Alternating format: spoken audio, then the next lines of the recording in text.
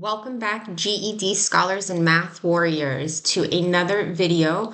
This one is Math Wars, the Trilogy Awakens. And in this set of videos, folks, episode 1, 2, and 3, we are going to talk about the decimal and the fraction. And both of those, decimal and fraction, play off of one another. You can have a decimal and you can have the same number in the fraction form. So we're going to talk a lot about decimals, fractions, and then in episode 3, we'll talk about how the calculator can be used to help you with this section of the exam.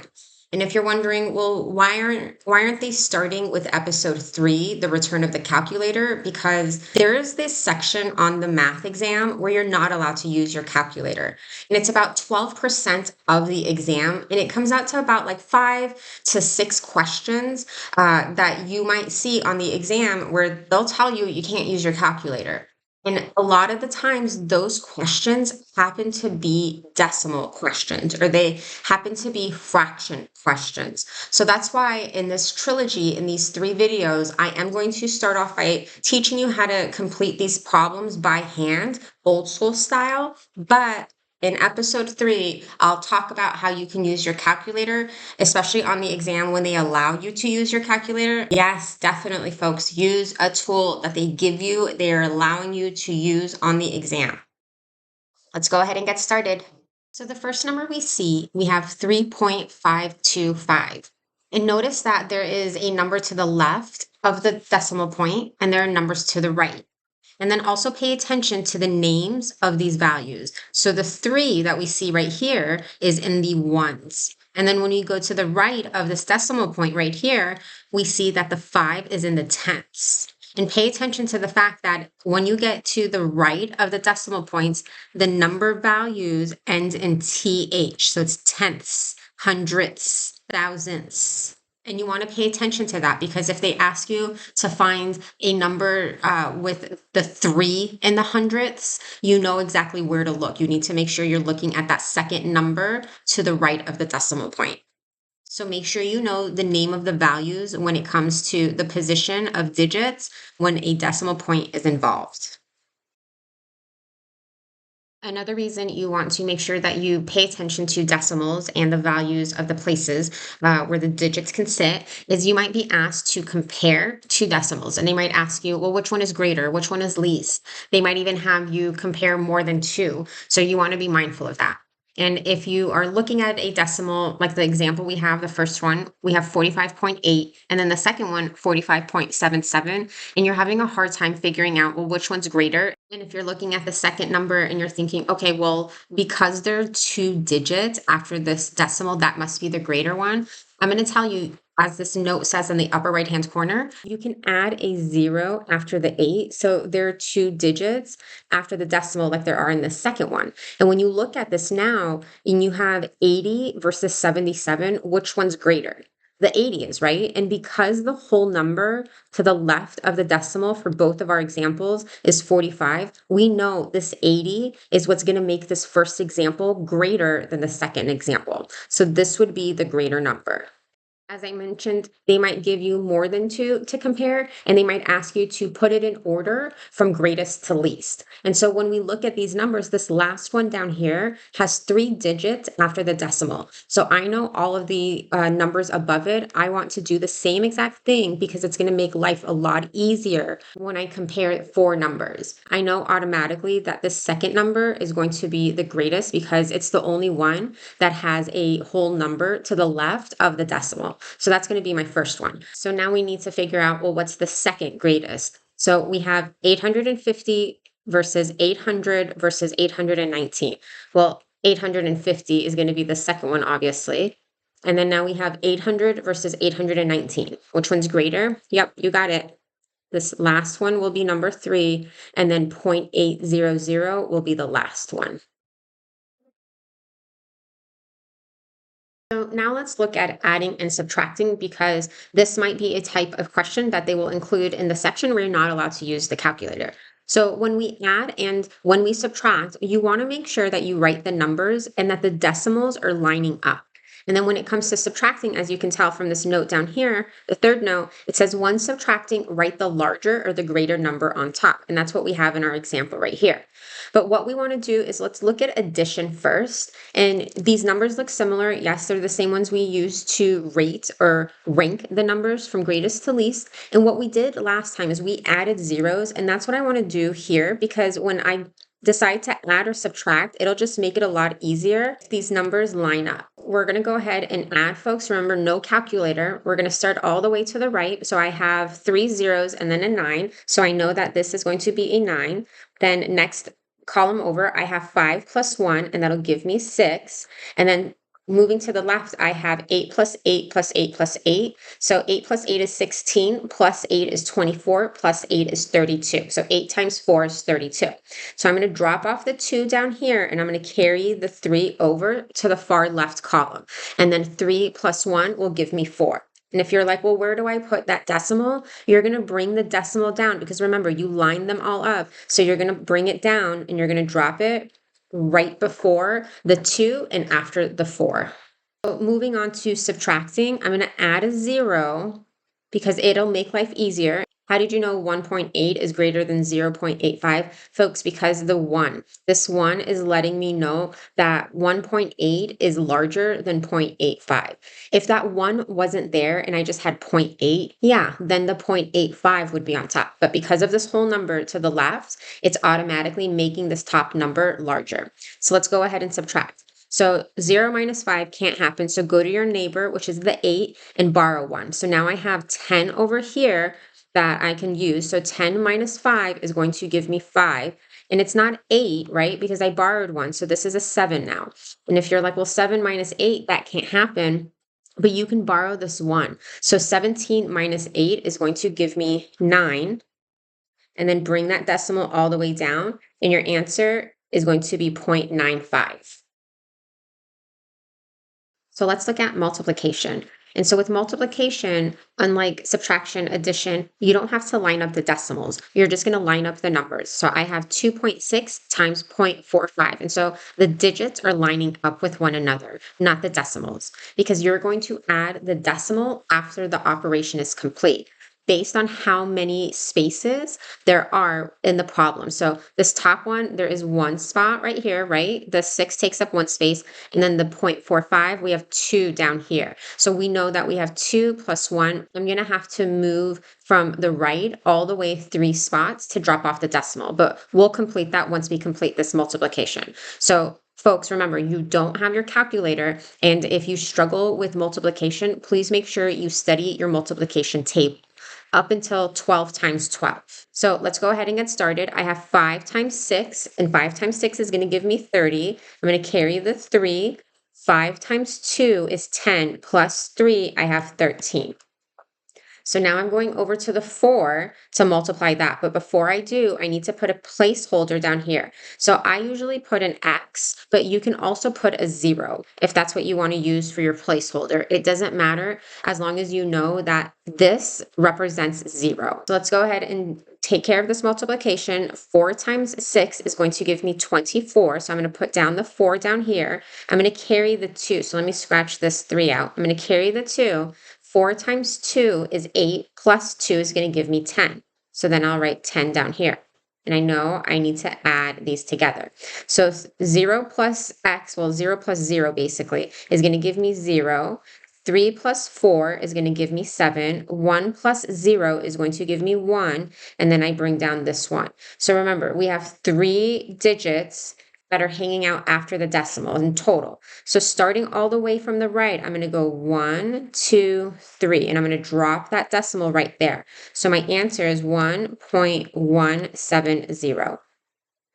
And last, folks, for the operations with the decimal, we're going to look at division. And so just like the multiplication, we don't have to line up the decimal. However, unlike the multiplication, where with multiplication, we added the decimal after we figured out the answer, well, when it comes to division, you need to place the decimal before starting the operation.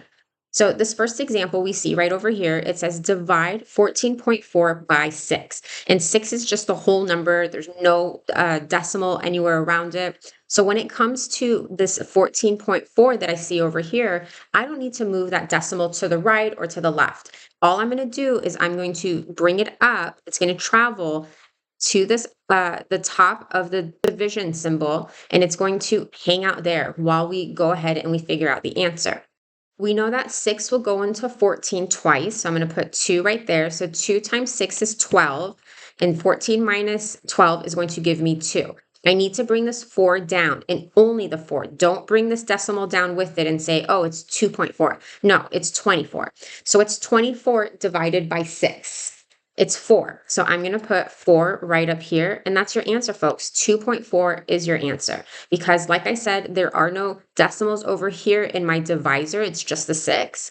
And so all I had to do was just make this decimal come all the way up to the top of this division sign and just rest up there while I solved the problem. However, if you look at this second example here, we have divide 4.9 by 0.35. So now this number over here, we see that there's a decimal. And what I need to do to figure this answer is I need to go ahead and move this decimal to the right 2 spots to make it a whole number. And if I did that to the left, I have to do that on the right. And if you're like, well, I can only move it this once, there's nothing for me to move it over around again, add that 0, folks, add that 0. So now I'm going to move it over right over here. So now I have 35 over on the outside, and then I have 490 on the inside. And I'm going to do the same thing now that I did up here where I just moved it all the way up. Now that I've moved it over, I'm going to go ahead and it's going to journey its way all the way up here. And if we get to the point where we have to start adding more zeros, we're going to go ahead and do that, folks. But we don't need to do that right now. So let's go ahead and just solve the problem. 35 goes into 49 one time. So 1 times 35 is going to give me 35. And I'm going to subtract 49 minus 35 is going to give me 14. And I'm going to bring this 0 down. So now I have 140. And how many times does 35 go into 140? Well, this is where making sure you know how to do multiplication comes into play. Because if you're like, I have no idea how many times 35 can go into 140, you got to start using the scrap paper or the whiteboard that they're going to give you. And so you might do, well, 35 plus 35. And you would say, okay, how much is that? 5 plus 5 is 10, carry the 1. So I have 4 plus 3 is 70. Okay, well, 70 is half of 140. So if 35 plus 35 equals 70, then 35 plus 35 plus 35 plus 35 will give me 140. So I know that 35 goes into 140 4 times. 4 times 35, as I said, it's 140. Go ahead and subtract and we get 0. So the answer to dividing 4.9 by 0.35 is 14. So there's a good chance that you will see word problems when it comes to decimals. And yes, I'm even saying in the section where they don't let you use your calculator, you might see a word problem like this. You won't see it just written out the way we saw it on the other screens. This is just as easy, folks, because you know how to tackle word problems. You've watched the videos. So let's go ahead and get to this one. It reads, 1 container of cleaner holds 3.79 liters.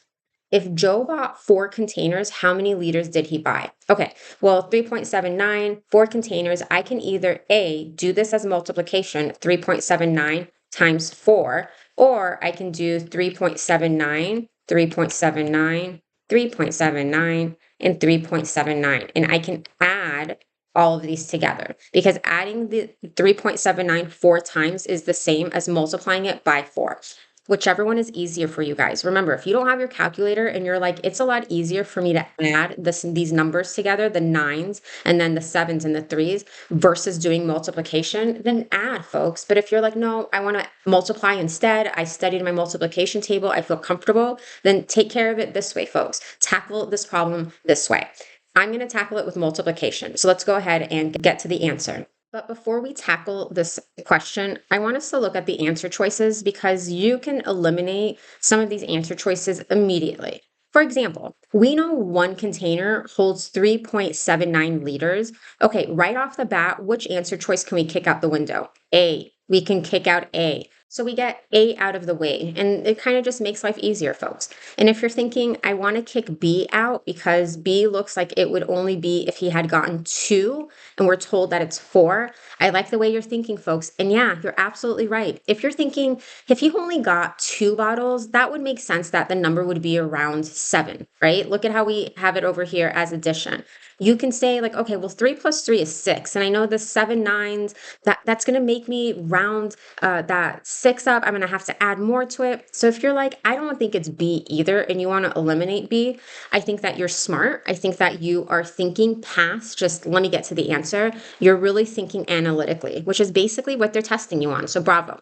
Let's go ahead and continue. So I have 9 times 4. 9 times 4 is going to give me 36.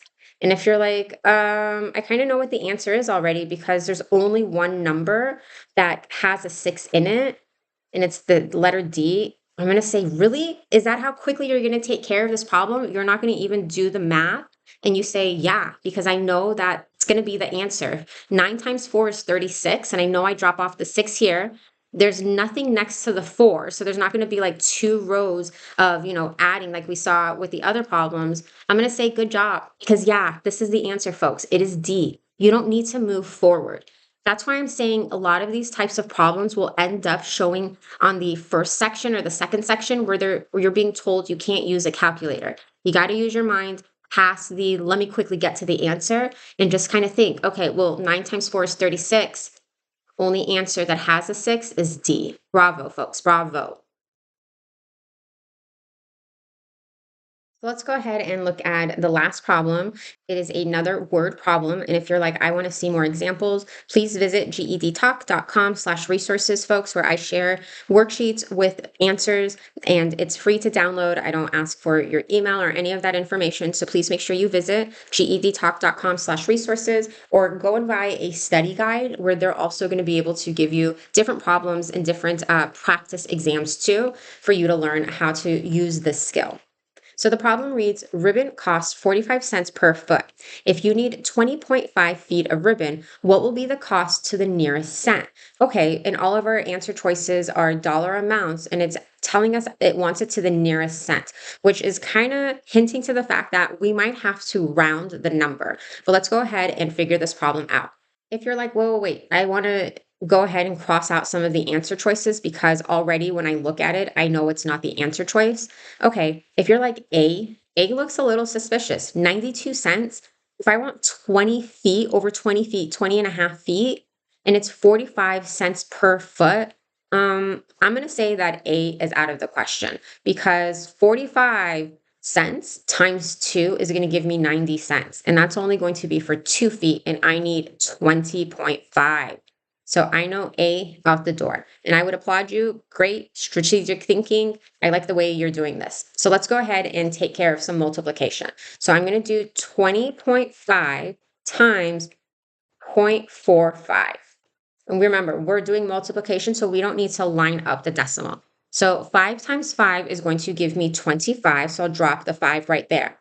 And if you're like, oh, wait, I want to go back to the answer choices, let's look at what we have. I'm going to say, I get where you want to go, like we did with the last problem. But remember, they want us to round to the nearest cent.